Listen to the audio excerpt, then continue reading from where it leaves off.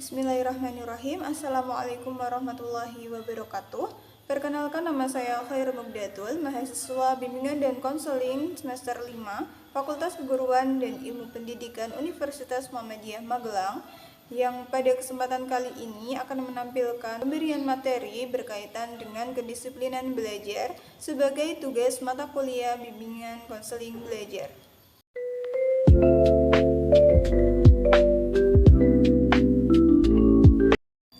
Baik teman-teman semua, mungkin ada di antara teman-teman semua yang pernah merasa bahwa sudah belajar tapi tetap saja nilainya tidak maksimal, kemudian merasa bahwa tugasnya itu menumpuk.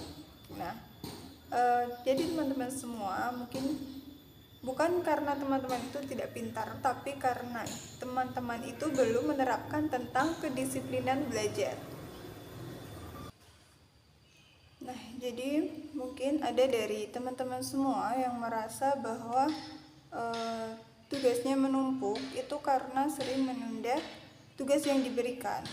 Nah, hal itu berkaitan dengan kedisiplinan belajar. Maka di pembahasan kali ini kita akan belajar lebih lanjut tentang kedisiplinan belajar. Jadi teman-teman perlu menerapkan tentang kedisiplinan belajar.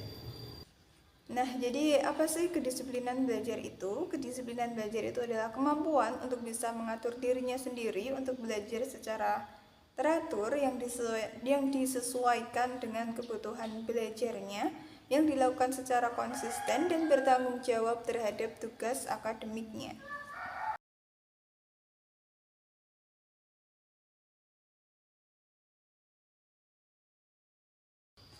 Kedisiplinan belajar juga berarti kesediaan untuk mematuhi peraturan tentang belajar yang ada di rumah, sekolah, dan juga masyarakat untuk nantinya bisa mendapatkan hasil dari proses belajar yang maksimal.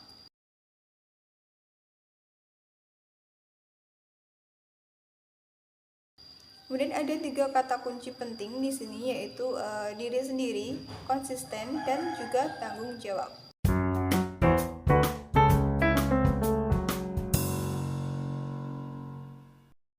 Untuk yang pertama, yaitu diri sendiri atau mengatur diri, yaitu kesadaran untuk belajar tanpa disuruh, melainkan dari kesadaran diri kita sendiri untuk belajar.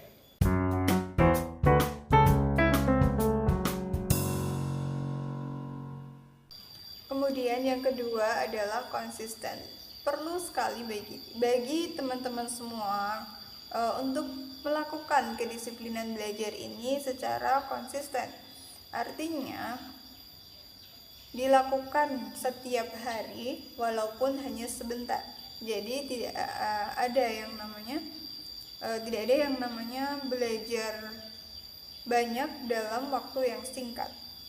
Kedisiplinan belajar juga harus dilakukan secara konsisten, bukan hanya saat ada ujian atau ulangan, tetapi dilakukan setiap hari secara teratur walaupun hanya sebentar.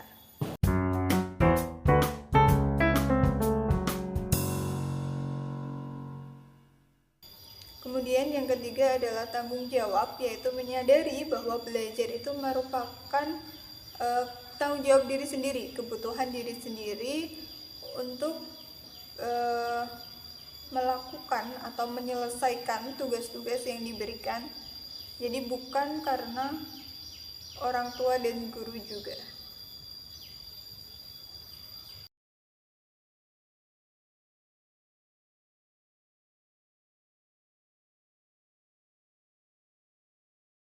Belajar itu adalah kebutuhan diri kita sendiri, bukan karena guru ataupun orang tua. Ada beberapa alasan utama yang perlu diketahui tentang kedisiplinan belajar.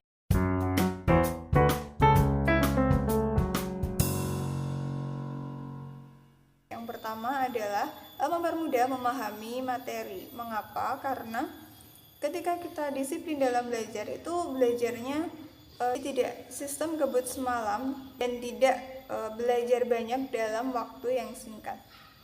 Karena sistem kebut semalam itu ketika kita belajar ulangan, ketika ada ulangan kemudian baru belajar, itu mungkin hasilnya tidak maksimal. Karena apa? Karena itu tadi, kita belajar banyak dalam waktu yang singkat. Tetapi dari hari ke hari itu kita selalu membaca materi. Jadi kita akan lebih mudah memahami isi materi yang kita baca.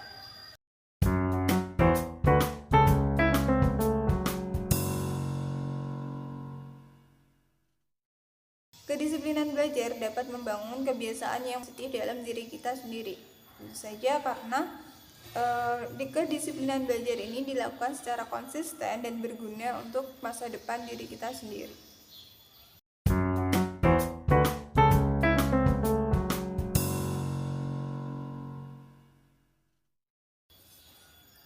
Kemudian melatih kita juga untuk bertanggung jawab, karena tentu saja disiplin dalam belajar artinya kita mengerjakan tugas sesuai dengan waktunya, tidak menunda.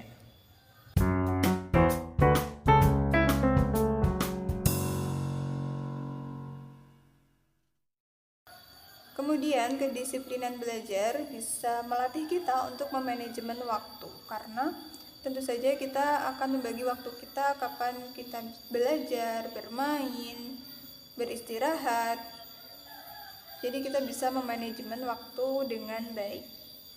Seperti yang sudah disampaikan di awal juga tadi, bahwa disiplin belajar juga bisa membantu kita itu menghilangkan rasa malas dan menunda pekerjaan yang diberikan oleh guru. Kemudian selanjutnya, apa saja contoh perilaku disiplin dan tidak disiplin di sekolah, rumah, juga masyarakat.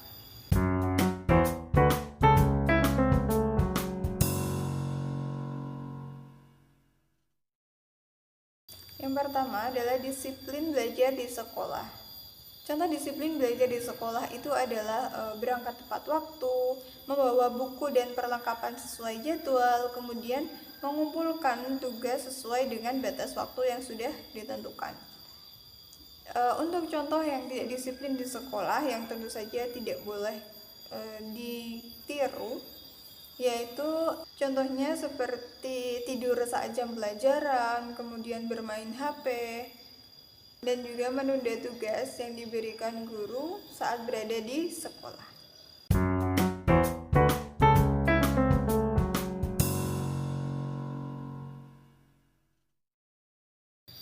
Kemudian selanjutnya adalah disiplin belajar di rumah.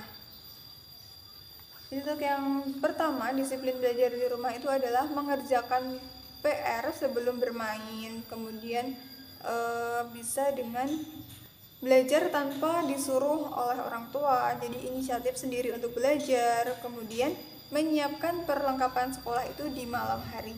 Sedangkan untuk yang tidak disiplin ketika belajar di rumah itu adalah menunda mengerjakan PR, kemudian bermain, dan menonton TV sampai sore, dan tidak menyiapkan perlengkapan rumah itu lebih awal sehingga terburu-buru.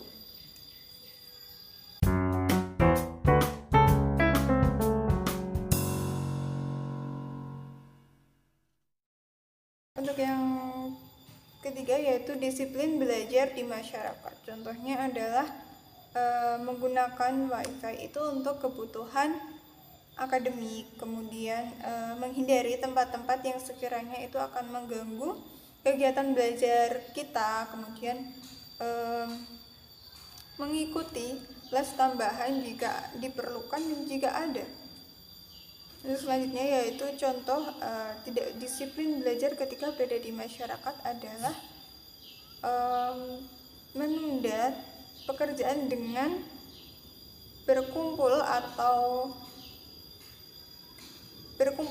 dengan teman-teman itu tanpa suatu hal yang ada manfaatnya.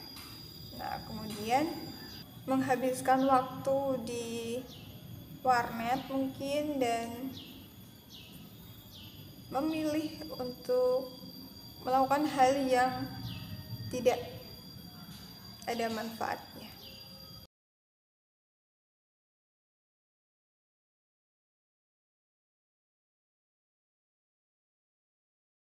Nah, jadi teman-teman, kedisiplinan belajar itu adalah suatu hal yang penting untuk bisa melatih konsisten kita, waktu kita, yang nantinya itu akan bermanfaat juga untuk diri kita sendiri.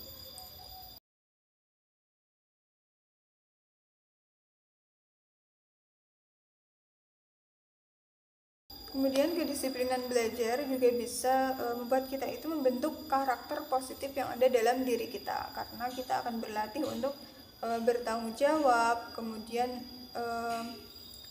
kita itu mempersiapkan masa depan kita dengan kedisiplinan belajar.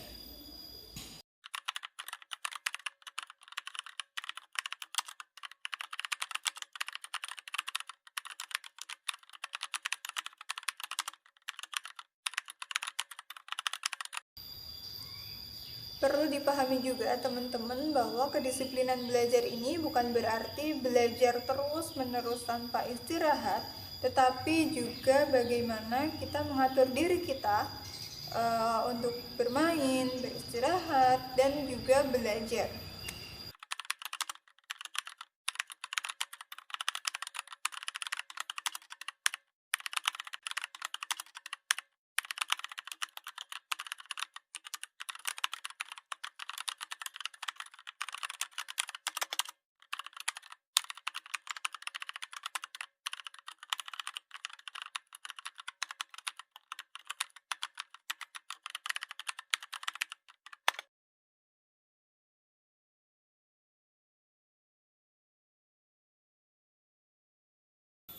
Nah, teman-teman, kita harus bisa memulai kedisiplinan belajar mulai dari sekarang untuk perubahan atau untuk kebiasaan yang positif bagi diri kita sendiri ke depannya. Ingat ya teman-teman, perubahan kecil yang dilakukan secara konsisten akan memberikan dampak yang besar untuk perubahan bagi diri kita di masa depan.